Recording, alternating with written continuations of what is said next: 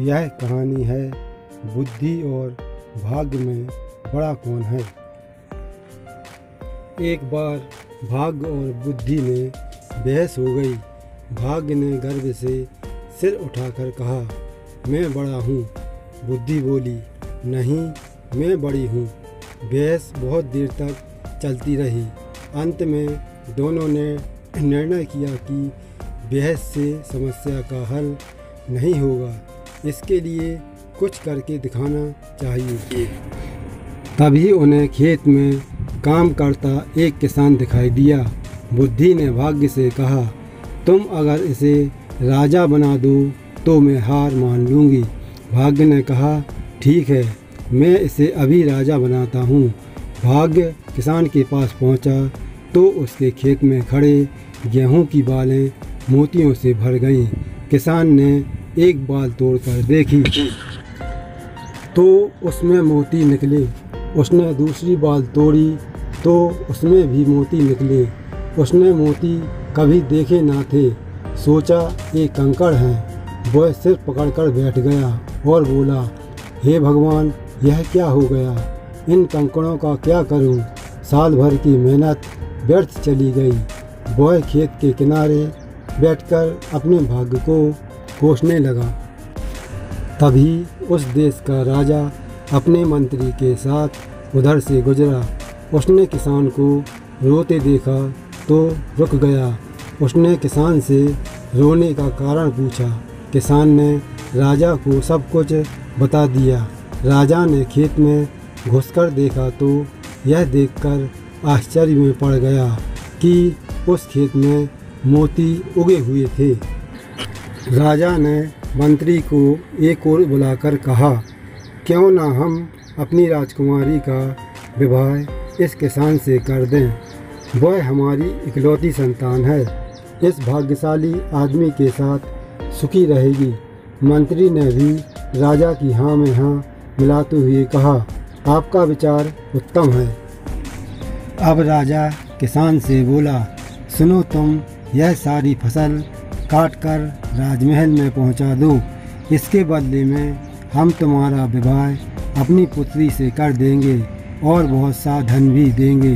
किसान तुरंत तैयार हो गया। इस तरह उसके खेत के सारे मोती राजमहल में पहुंच गए।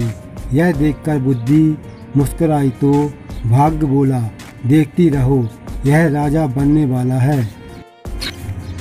राजा ने अपने वचन का पालन किया।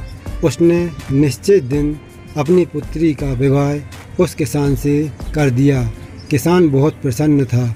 जब राजकुमारी सज संवर कर किसान के कमरे में आई तो उसके मन में विचार आया कि कहीं यह चुड़ैल तो नहीं है। उसने बचपन में सुन रखा था कि चुड़ैल सुंदर रूप धारण करके आदमियों का खून चूस लेती है और उन्हें मार डालती है। चुड़ैल के हाथ पड़ने से अच्छा है कि मैं यहाँ से भाग जाऊँ।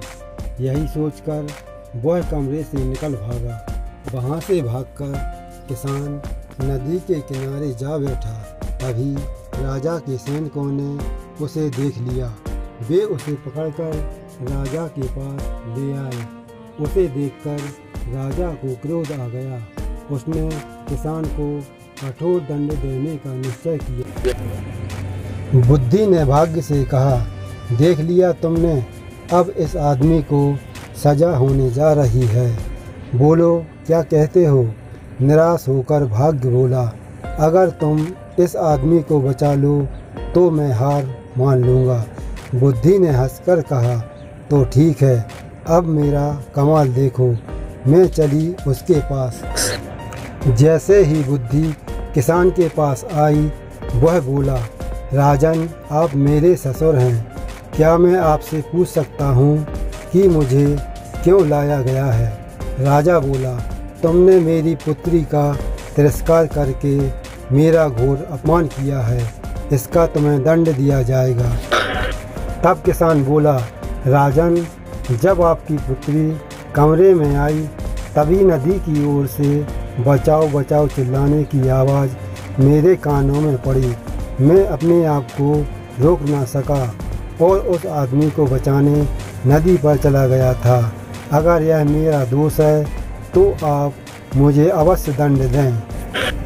किसान की बात सुनकर राजा बहुत प्रसन्न हुआ और गले से लगा लिया। वह बोला, हमारे बाद तुम ही इस देश के राजा बनोगे। तब बुद्धि ने मुस्कुराकर भाग्य की ओर देखा। भाग्य ने हंसकर कहा, मैं अपनी हार मानता हूँ, तुम वास्तव में मुझसे बड़ी हो। नमस्ते दोस्तों, आपको मेरी यह कहानी अच्छी लगी हो तो कृपया मेरे चैनल को लाइक और सब्सक्राइब करें ताकि मेरी आगे आने वाली अच्छी कहानी का नोटिफिकेशन आपको सबसे पहले मिल सके। धन्यवाद।